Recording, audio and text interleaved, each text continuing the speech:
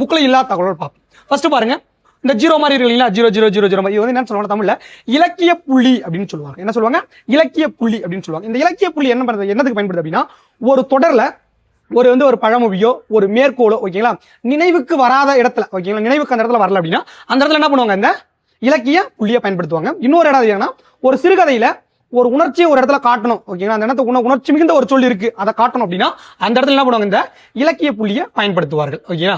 இரண்டாவது பாருங்க, பிறைக்குறி ஓகேங்களா, இந்த அடைப்பு மாதிரி இருக்கு இல்லைங்களா, இதான் பிறைக்குறி அப்படின்னு சொல்லுவார்கள். இந்த பிறைக்குறி என்பது எதற்கு பயன்படுது அப்படின்னா, ஒரு தொடர் இருக்கும்போது அந்த தொடரை விளக்க மற்றொரு சொல் அங்கு பயன்படுத்தப்படும் பொழுது அந்த இடத்துல என்ன பண்ணுவாங்க, இந்த பிறைக்குறியை பயன்படுத்துவார் ஓகேங்களா. மூணாவது பாத்தீங்கன்னா பகர அடைப்பு. இந்த பகர அடைப்புன்றதுனால பிறைக்குறியை அடைக்க பகர அடைப்பு பயன்படுகிறது. அவ்வளவுதான், சிம்பிளா ஓகேங்களா. இந்த பிறைக்குறி வந்து மற்றொரு சொல் பயன்படுத்தணும்னா அதை அடைக்கிறதுக்கு என்ன பண்ணுவாங்க, இந்த பகர அடைப்பை பயன்படுத்துவார்கள். நாலாவது இடை பிறவரல் வைப்பு குறி ஓகேங்களா.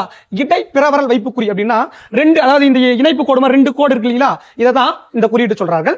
ஒரு தொடர் இருக்கும்போது ஒரு தனியா ஒரு வாக்கியத்தை மட்டும் பிரித்து காட்ட வேண்டும் என்றால் ஓகேங்களா, அந்த வாக்கியத்திற்கு முன்னும் அந்த வாக்கியத்திற்கு பின்னும் என்ன பண்ணுவார்கள், இந்த ரெண்டு இணைப்பு குறி மாறிடுவார்கள். இதற்கு தான் இடை பிறவரல் வைப்பு குறி என்று பெயர் ஓகேங்களா. அதுக்கப்புறம் பாருங்க, இணைப்பு சிறுகோடு ஓகேங்களா, சின்னதா ஒரு மைனஸ் குறி மாதிரி இருக்குங்களா, இதுக்குதான் இணைப்பு சிறுகோடு என்று பெயர். இந்த இணைப்பு சிறுகோடு என்பது ஏற்கனவே ஒரு தொடரையும் மற்றொரு தொடரையும் இணைப்பதற்கு என்ன பயன்படுது, ஒரு இணைப்பு பாலமா இந்த இணைப்பு சிறுகோடு பயன்படுகிறது ஓகேங்களா. அதுக்கப்புறம் பாருங்க, உடுகுறி. உடுகுறி என்னது, ஸ்டார் சிம்பிள் இருக்கு இல்லைங்களா, இந்த ஸ்டார் சிம்பிள் இருக்கிறதா உடுகுறி அப்படின்னு சொல்லுவார்கள். இந்த உடுகுறி எதற்கு பயன்படுதுன்னா, ஒரு சிறுகதை ஒரு உரைநடை ஒரு மிகப்பெரிய ஒரு தொடர் இருக்கும்போது அந்த தொடர்ல மிக முக்கியமான ஒரே ஒரு சிறப்பம்சத்தை மட்டும் எடுத்துக்காட்ட இல்ல ஒரு முக்கிய தகவலை மட்டும் எடுத்து கூறுவதற்கு இந்த உடுகுறி பயன்படுகிறது ஓகேங்களா. இது வந்து மேற்படிக்குறின்னு சொல்லுவார்கள். இந்த குறிய இது வந்து பாத்தீங்கன்னா என்னன்னா, மேலே சொல்ல ஒரு தகவலை அங்கதான் இதையும் நம்ம சொல்ல போறோம் அப்படின்னா, இப்போ வந்து பாத்தீங்கன்னா ஒரு தொடர் எழுதிட்டே இருப்போம், லாஸ்ட் என்ன பண்ணா எனப்படும் என்று கூறப்படுகிறது எனப்படுகிறது அப்படிலாம் போடும்போது அடுத்த தொடர் வரும்போது என்ன பண்ணுவோம், அந்த இடத்துல நம்மளையும் மீறி இந்த குறியை பயன்படுத்தும். இந்த குறி தான் மேற்படிக்குறி. மேல என்ன சொன்னனோ அதை தான் கீழே சொல்றேன் ஓகேங்களா. அதுக்கு தான் வந்து பாத்தீங்கன்னா இந்த மேற்படிக்குறியை பயன்படுத்துவார்கள் ஓகேங்களா.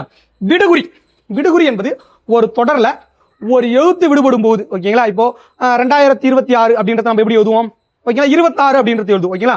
அதற்கு முன்னாடி இருக்கக்கூடிய 2 அப்படின்ற ஒரு 2 வார்த்தை வந்து என்ன பண்ணுவோம், விட்டுடுவோம். அந்த மாதிரி இடத்துல இந்த விடுகுறியை பயன்படுத்த வேண்டும் ஓகேங்களா.